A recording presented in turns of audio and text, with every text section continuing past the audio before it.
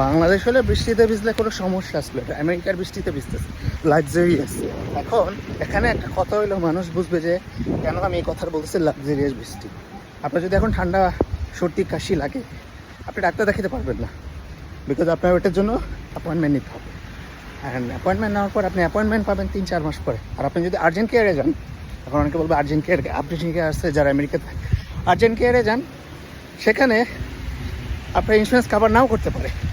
You have to pay for your pocket, and ওটা হবে অনেক টাকা। এখন আমি লাক্সারিয়াস লাইফ লিড করতেছি, বৃষ্টিতে ভিজতেছি আর চুল কাটছি। সো চুল কাটতে গেছে আমার $40 অলমোস্ট। আমি ওখানে 1 ঘন্টার মতো দাঁড়াইছিলাম। এখন দেখতেছি ওয়েদার ফরকাস্টে বৃষ্টি হবে 1টা পর্যন্ত। এখন থামছে, এই জন্য আমি দৌড় দিছি বাসার দিকে। আর এই বৃষ্টির মধ্যে রেকর্ড করতেছে, আই ডোন্ট নো। আচ্ছা এখন বন্ধ করি, পরে কথা বলবো। অ্যান্ড আরেকটা কথা হইলো, বৃষ্টি ভালোই লাগে, বাট এখানে কথা হইলো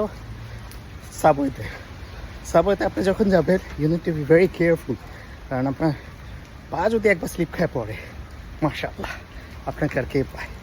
আর আমি একটা সবচেয়ে বড় বোকামি করছি, আসার সময় আমি ডেন্টিস্ট থেকে আমার মারিদারটা ফালা আসেনি। তো আমার দোষ না, আমার ডেন্টিস্টে বলছিল যে এটা না ফালালেও চলবে, there will be no problem about that.